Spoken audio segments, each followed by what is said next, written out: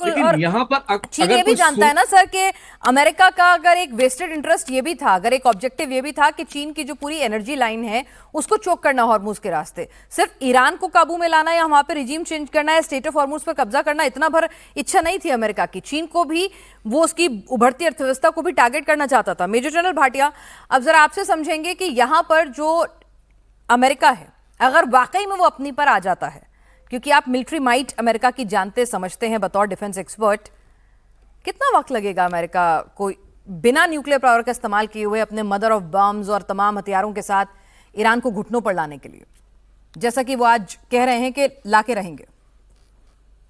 तो ईरान घुटनों पे एयर पावर से नहीं आ सकता। उसके लिए आपको बूट्स ऑन ग्राउंड उतारने पड़ेंगे, और बूट्स ऑन ग्राउंड भी एक साइजेबल नंबर से उतारने पड़ेंगे। 5,000 10,000 बूट्स ऑन ग्राउंड उतारने से नहीं होगा। मतलब तो सर हर आपको रोक आइलैंड रही को हूं, जैसे कि एक आम आदमी की तरफ से समझें कि आज ट्रंप लेके ऐसा नहीं है कि तमाम पावर प्लांट पर बॉम्बिंग कर दें तो ईरान खत्म हो जाएगा, तमाम उनके एनर्जी रिसोर्स को बंद कर दें, ये भी ना देखें कि वहां सिविलियन ह्यूमन चेन बना के खड़े हैं, तमाम वॉर एथिक्स को साइडलाइन कर दें, अपने जो बिग बम्स हैं उनको लेकर आए और ईरान पर वो बॉम्बार्डमेंट करें, ईरान को खत्म कर दें। ऐसा नहीं हो सकता, आप ये कह रहे हैं? बिल्कुल नहीं हो सकता। ऐसा छोटी कंट्री के साथ भी नहीं हो सकता। ये ऐसा क्यूबा के साथ भी करना बहुत मुश्किल है। ये क्योंकि जो लीडरशिप जो वेनेजुएला में हुआ, वो एक बड़ा देश है जरूर, लेकिन वो कैपिचुलेट कर गया, और उसकी जो दूसरी सेकंड स्ट्रांग लीडरशिप थी या वाइस प्रेसिडेंट थे, उन्होंने संधि कर ली यूएस के साथ। तो इस तरह का यहाँ पर नहीं हो रहा है। इसीलिए वो रिजीम चेंज करना चाह रहे थे कि एक ऐसा फ्रेंडली या कोई प्लीएबल वहां पर रिजीम आ जाए जो हमारी बात माने। तो ऐसा तो कोई दिख नहीं रहा।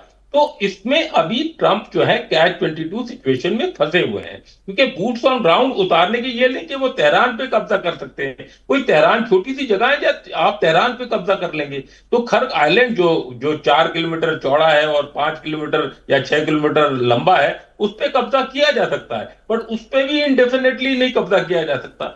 इफ्शान या किसी जगह अगर ने यूरेनियम लेना है, तो जिस तरह के अपने उन्होंने पायलट्स निकाले थे, उस तरह का इन एंड आउट वाला ऑपरेशन हो सकता है बूट्स ऑन ग्राउंड से। तो इसमें निर्णायक लड़ाई बहुत लंबी चलेगी। ये होनी ही नहीं चाहिए। अगर आप उस तरफ जाते हैं जहां बूट्स ऑन ग्राउंड, फिर तो इसका अंत नजर नहीं आएगा। ये यूक्रेन रशिया वॉर से भी लंबा जाएगा, क्योंकि इसमें चाइना की बैकिंग है, रशिया की बैकिंग है। इसका इलाज यही है कि जितना शॉर्ट, जितना स्विफ्ट हो जाए, उतना दोनों पार्टीज को जल्दी समझना पड़े। ठीक है, ट्रंप की डेडलाइन के बाद वो आर पार के युद्ध के मूड में हैं कि अगर अब से लगभग आप मान लीजिए सुबह 5:30 बजे का वक्त है हिंदुस्तान के मुताबिक, और ट्रंप के अमेरिकन टाइम के मुताबिक 8 बजे का वक्त है, 13 घंटे का वक्त उसमें बचा है, 12.5-13 घंटे का।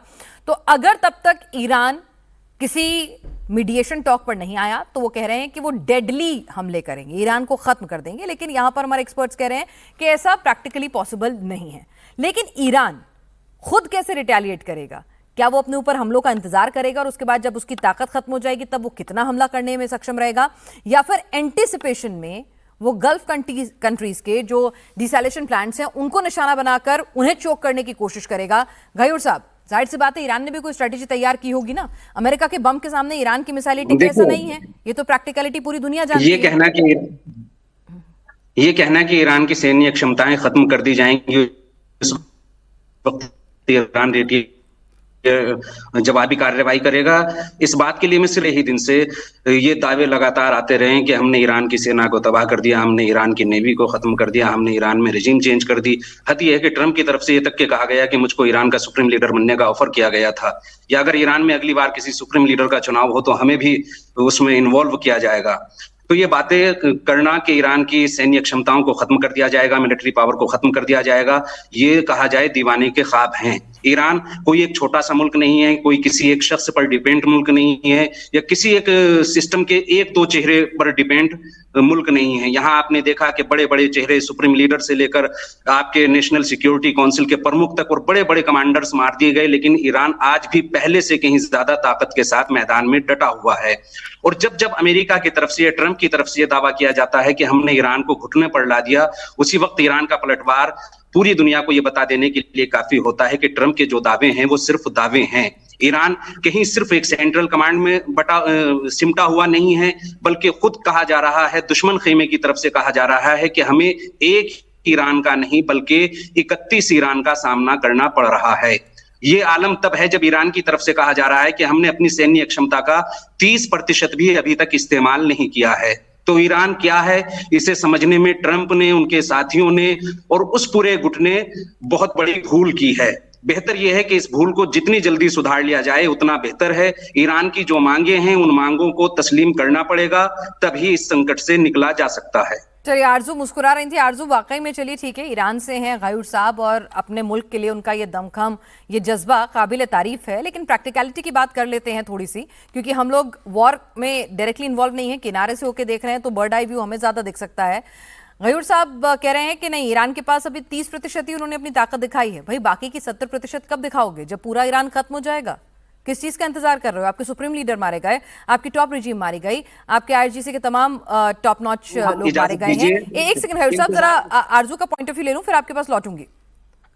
देखिए, मेरे ख्याल से तो ईरान ने अभी तक जिस तरह से रिस्पांस किया है, बिल्कुल तारीफ तो बनती है और किसी को उम्मीद नहीं थी कि ऐसा कुछ होगा। लेकिन अमेरिका ने शायद अपनी गलतियां या जो माजी में वो गलती करते रहे हैं उससे कुछ नहीं सीखा। और अगर सीखा होता तो यकीनन अफगानिस्तान में जो 20 साल रहे और उसके बाद वहां से अपने, वो जिसे हमारे यहाँ तो कहते हैं ना, जूते छोड़ के भागना, तो उस तरह से उनको निकलना पड़ा, अपने वेपन्स छोड़ कर गए। तो उससे अमेरिका ने कुछ नहीं सीखा। उनको फिर लगा कि शायद एक और कंट्री जो है वहां पे रिजीम चेंज करा देंगे और उनकी मर्जी के खिलाफ वहां जाकर जो इनका दिल करेगा वैसा करेंगे। तो ईरान ने भी उनको अच्छा खासा सबक सिखाया है। अब जाहिर है कि एक बहुत बड़ी कंट्री है अमेरिका और इजराइल मिलकर जब एक छोटी कंट्री पर अटैक करेंगे तो वो उस तरह से तो सरवाइव नहीं कर पाएंगे। कहीं ना कहीं रोकना होगा और उसमें हो सकता है कि चाइना और कई दूसरी कंट्रीज बीच में आए। रशिया भी कहा जा रहा है कि ईरान की मदद कर रहे हैं एक तरह से, तो वो लोग बीच में आएंगे। लेकिन अमेरिका शायद इस बार अपने कुछ सबक सीख ले और आइंदा इस किस्म की हरकतें ना करे। लेकिन ये जरूर है कि अब वो पहले जैसा डर खौफ जो अमेरिका का एक हुआ करता था वो अब शायद किसी भी कंट्री में नहीं रह गया। ठीक है।